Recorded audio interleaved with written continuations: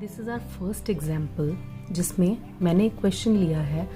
Section A has 25 students and section B has 27 students. How many students are there in all in both the sections. छोटी classes में जो story sums हम बच्चे को करवाते हैं उसमें most of the time statements हम खुद फॉर्म करके बच्चे को देते हैं और बच्चे को सिंपली एडिशन या सब्ट्रैक्शन करना होता है. अब बड़ी क्लास में होने के बावजूद पहला जो टास्क बच्चे के लिए है कि वो क्वेश्चन रीड करना सीखे, उसके अलावा वो क्वेश्चन को समझे कि उस क्वेश्चन में उससे पूछा क्या गया है. जैसे इसके अंदर अगर आप बच्चे को जब स्टेटमेंट आप फॉर्म करना सिखाएंगे तो आपको स्टेप बाय स्टेप चलना होगा. सबसे पहले हम एक पार्ट रीड करेंगे. जैसे फर्स्ट जो पार्ट है एंड से पहले का, उसमें क्या है, सेक्शन ए हैज़ 25 स्टूडेंट्स. 25 क्या है, 25 is a number.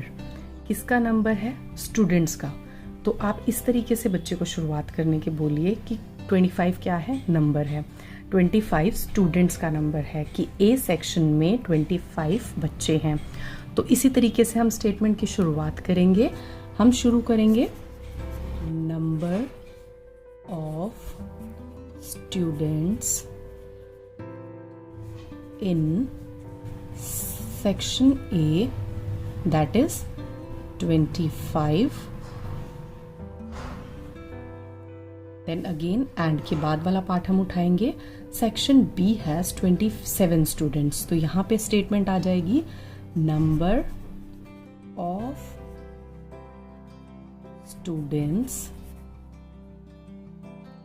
In section A, sorry section B.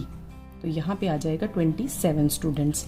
कहने का मतलब ये है कि बच्चे को सबसे पहले पता होना चाहिए कि बात नंबर्स की हो रही है, लेंथ, वेट, हाइट की हो रही है. ठीक है, तो यहाँ पे नंबर्स की बात हो रही थी इसलिए हमने स्टेटमेंट को स्टार्ट किया नंबर से. Number of students in section A, number of students in section B. अब how many students are there in all. जब इन ऑल हो that means they are asking for total. Total number of students. अब इस third statement के साथ ही हम इसे add कर देंगे, right. 12, 52. So the final and concluding statement जो हम फॉर्म करेंगे, 3 स्टेटमेंट्स तो हो गई, हमारा आंसर आ गया. But it's very important to make a concluding statement. तो कंक्लूडिंग स्टेटमेंट हमारी होगी there are 52 students in both the sections. So 4 steps में आपका एडिशन का क्वेश्चन कंप्लीट हो जाएगा. Number of students in section A, in section B, then total आप add कर देंगे और आप कंक्लूडिंग स्टेटमेंट दे देंगे और लास्ट में कंक्लूडिंग स्टेटमेंट हम ऐड ऑन कर देंगे. There are 52 students in both the sections. So I hope आपको इस तरीके के क्वेश्चंस क्लियर हो गए होंगे. एडिशन के ही हम दूसरे तरीके का एक और क्वेश्चन करेंगे विद एग्जाम्पल. अब जो दूसरा क्वेश्चन हमने लिया है that is my family travelled 75 kilometres by a train and 79 kilometres by a taxi.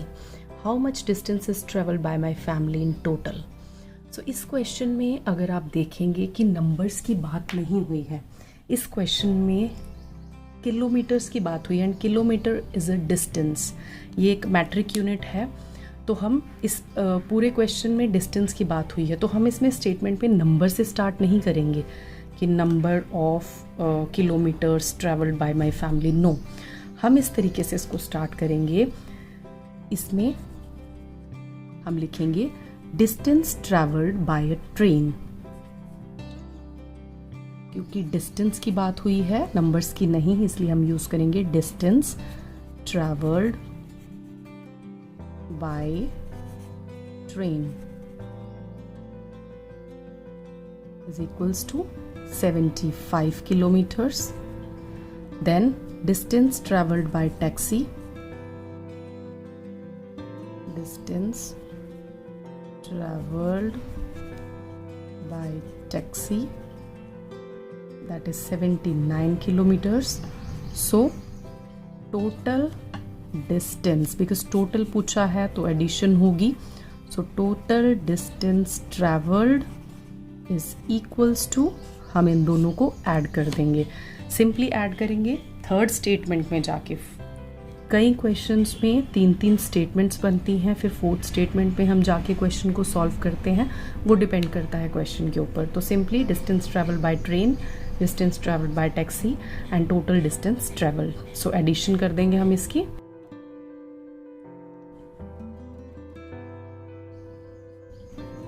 So it's 154 kilometres. तो अब हम क्या करेंगे, अपनी कंक्लूडिंग स्टेटमेंट देंगे, हम उसमें क्या लिखेंगे, वो लास्ट जो हमारा क्वेश्चन की लास्ट लाइन होती है मोस्टली वहाँ से निकल आती है। तो हम लिखेंगे total 154 kilometres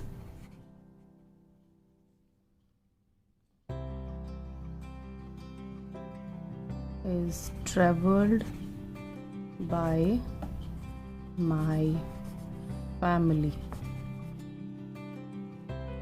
So I hope आपको दोनों ही तरीके से क्वेश्चंस क्लियर हो गए होंगे। यहाँ पे हमने नंबर्स की बात की थी, तो हमने नंबर से स्टेटमेंट स्टार्ट करनी शुरू की थी, फॉर्म करनी, और यहाँ पे बात हुई थी डिस्टेंस की, तो हमने डिस्टेंस से स्टार्ट की। ऐसे ही अगर लेंथ की बात होती है कि इतने मीटर्स ऑफ क्लोथ, तो वहाँ पे हम स्टार्ट करते हैं लेंथ ऑफ क्लोथ या लेंथ ऑफ पेपर, या हाइट से स्टार्ट होती है तो हाइट ऑफ अ स्टूडेंट। इस तरीके से जो भी मैट्रिक यूनिट यूज़ की जाती है आप उसे देखें, क्वेश्चन को समझें और उससे स्टेटमेंट फॉर्म करने की कोशिश करें। सो आई होप आपको ये दोनों ही क्वेश्चंस के थ्रू कुछ स्टेटमेंट्स क्लियर हुई होंगी।